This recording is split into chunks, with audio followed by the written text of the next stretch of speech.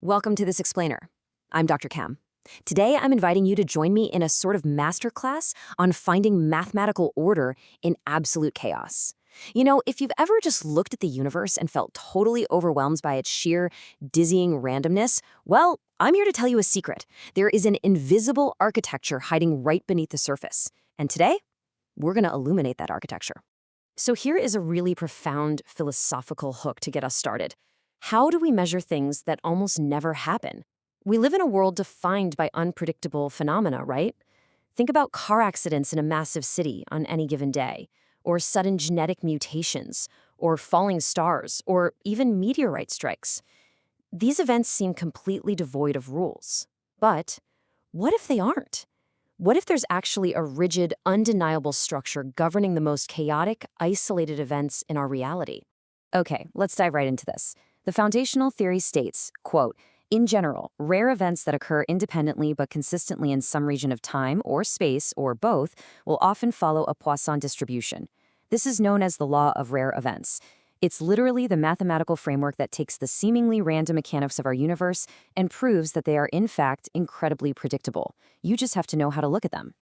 That brings us to Section 1, Math of the Unpredictable. To truly grasp this concept, we first need to step into the pure, theoretical foundation of probability. There's a really fascinating contrast here.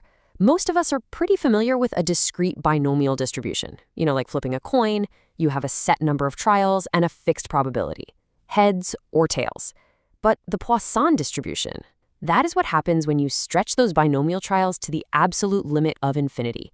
Imagine making the number of coin flips astronomically large, while the chance of a specific outcome becomes infinitesimally small. That limit, that exact mathematical horizon, is where the Poisson distribution takes over. And that leads us to this beautiful, surprisingly simple equation. This formula dictates the probability of exactly k events happening. And the absolute star of this equation is lambda, that little Greek letter right there. Lambda acts as the expected average rate of our rare event occurring over a given interval. Interestingly, it's both the mean and the variance. Basically, if you know lambda, you hold the key to the chaos. Now, this brilliantly illustrates how lambda shapes our reality. Take a look at the probability functions for an expected rate, a lambda, of 2, compared to a rate of 10. Notice how the dots cluster tightly to the left when we only expect 2 events, but as our expected rate increases to 10, that distribution curve shifts to the right, it widens out, and it remarkably starts to resemble a familiar bell curve. But look, math is a strict discipline, and this distribution demands 3 absolute rules to hold true. First up, the probability of an event is strictly proportional to the time interval. Second, the chance of 2 events happening at the exact same microscopic millisecond? Negligible. And third, and this one is absolutely vital, events are completely independent. What happens in one non-overlapping time interval cannot, under any circumstances, affect another. Let's use a concrete analogy to ground all this math. Imagine a highly accurate 100-word book. The publisher knows from historical data that the error rate for any given word is a tiny 1%. Now, say we want to find the exact probability of seeing exactly 5 typos in this entire book. Trying to calculate this with a traditional binomial formula would be a grueling, factorial-heavy nightmare. But using the Poisson approximation, it's a total breeze. By setting our lambda to 1, since 100 words times a 1% error rate equals an expectation of exactly 1 typo, the formula beautifully and simply tells us the chance of seeing exactly 5 typos is 0.00306. It perfectly approximates a massively complex calculation in a fraction of the time. Which brings us to Section 2, the Poisson process. We're now shifting our lecture from static, isolated probabilities into the continuous flow of time and space. A core concept of the Poisson process is time homogeneity. All this really means is that the probability of a certain number of arrivals, let's say 3 phone calls to a switchboard, remains exactly the same for all time intervals of the same length. A true Poisson process does not care when you start the stopwatch. It only cares about how long that stopwatch runs. Okay, now let's completely flip the script. Instead of counting events in a fixed window of time, what if we measure the empty space between them? The exponential distribution is the continuous probability model for the waiting time until the very next event occurs. In a Poisson process, these waiting times are independent exponential random variables. Essentially, we are mathematically measuring the silence, just waiting for the random strike. To truly visualize this continuous probability, I want you to imagine throwing a dart at a probability density dartboard. The total area underneath that curve equals exactly 1, or 100%. So the probability of your dart landing with an x-coordinate between point A and point B, which is the orange region here, is exactly equal to the fraction of the total area it takes up. It's just a brilliant way to picture the math. Moving right along to Section 3, Laboratory Radioactive Decay. Let's take the pure mathematics we just built and drop it straight into a high-stakes physics laboratory. Consider this totally fascinating junior lab experiment from MIT. Scientists set out to track the chaotic, independent radioactive decay of cesium-137 atoms. To do this, they used a sodium iodide scintillator to capture the gamma-ray emissions as the atoms decayed. You see, radioactive decay is the ultimate independent, random event in nature. It is the perfect testing ground for Poisson. And let's punch in on the hard data here. 96.05. This was the highest stable mean count rate per second observed in their lab intervals. Over successive 1-second intervals, despite the absolute quantum randomness of an atomic nucleus decaying, the average counts converged beautifully to this exact number. This proved that physical decay precisely follows Poisson's statistics.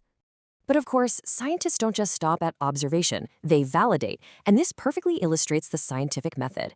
They used a Monte Carlo computer simulation. It's actually named after the famous casino because it generates random numbers just like games of chance.